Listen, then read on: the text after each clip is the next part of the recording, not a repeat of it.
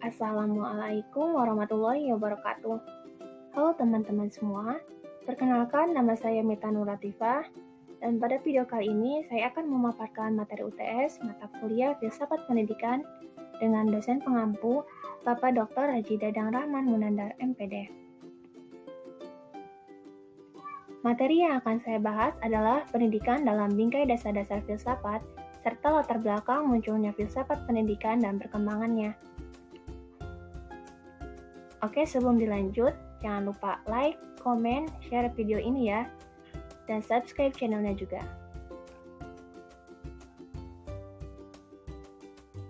Pembahasan yang pertama adalah pendidikan dalam bingkai dasar-dasar filsafat. Untuk pengertian pendidikan, menurut Haji Fuad Ihsan, menjelaskan bahwa dalam pengertian yang sederhana dan umum, makna pendidikan dikatakan sebagai usaha manusia untuk menumbuhkan dan mengembangkan potensi-potensi pembawaan, baik jasmani maupun rohani, sesuai dengan nilai-nilai yang ada di dalam masyarakat dan kebudayaan. Ada 3 dasar filsafat, yaitu ontologi, epistemologi, dan aksiologi, dan yang akan kita bahas pada video kali ini berkaitan dengan pendidikan. Yang pertama, ontologi pendidikan. Landasan ontologis memberikan dasar bagi pendidikan mengenai pemikiran tentang yang ada, yaitu pemikiran tentang Tuhan, manusia, dan alam semesta. Corak pendidikan yang akan dilaksanakan sangat dipengaruhi oleh pandangan tentang yang ada tersebut. Contoh praktisnya dalam pendidikan adalah tercipta kurikulum pendidikan vokasi untuk menyelenggarakan pendidikan keterampilan. Karena secara ontologis, telah diketahui dari awal bahwa pemikiran filsafat itu tujuan pendidikannya berdasarkan yang ada untuk agama atau yang ada untuk vokasi. Yang kedua ada epistemologi pendidikan. Epistemologi membahas konsep dasar dan sangat umum dari proses mengetahui, sehingga erat kaitannya dengan metode pengajaran dan pembelajaran.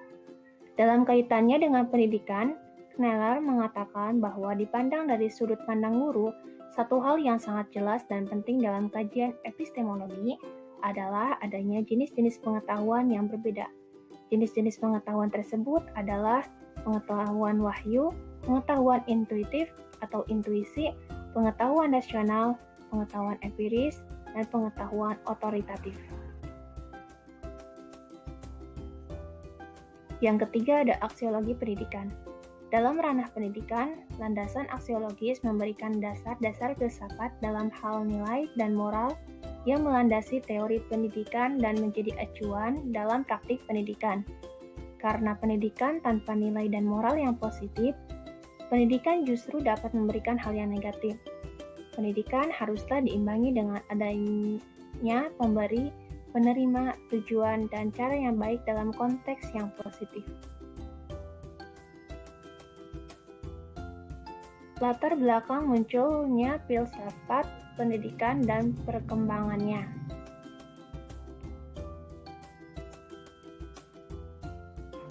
Pengertian filsafat pendidikan. Sebenarnya banyak tokoh yang mengemukakan tentang filsafat pendidikan. Namun, saya mengambil pendapat dari Al-Syaibani. Menurut beliau, filsafat pendidikan adalah aktivitas pikiran yang teratur dan menjadikan filsafat sebagai jalan untuk mengatur, menyelaraskan, dan memadukan proses pendidikan. Nah, latar belakang munculnya filsafat pendidikan. Filsafat itu diakui sebagai induk ilmu pengetahuan yang mampu menjawab segala pertanyaan dan permasalahan. Namun, karena banyak permasalahan yang tidak dapat dijawab lagi oleh filsafat, lahirlah cabang filsafat yang membantu menjawab permasalahan tersebut.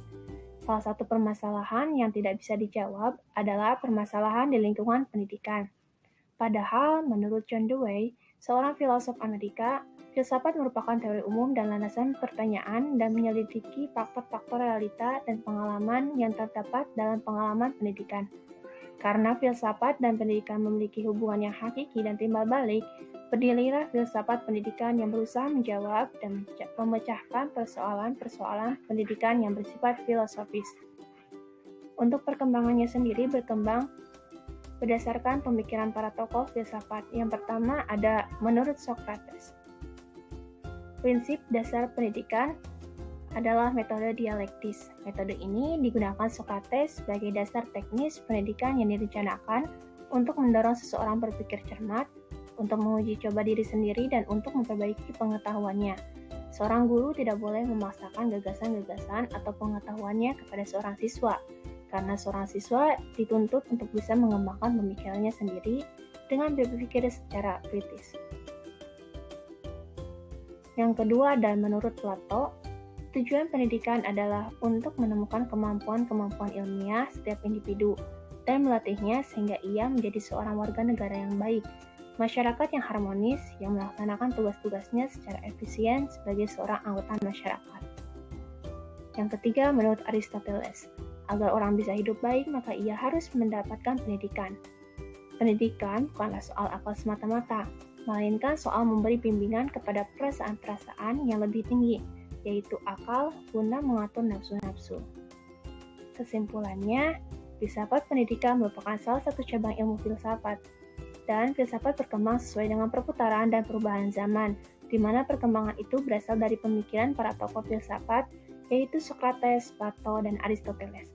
Selain itu, ada 3 dasar filsafat yang juga menjadi landasan pendidikan, yakni ontologi, epistemologi, dan aksiologi. Terima kasih sudah menonton video ini. Sekian dari saya, mohon maaf apabila ada kesalahan. Wassalamualaikum warahmatullahi wabarakatuh.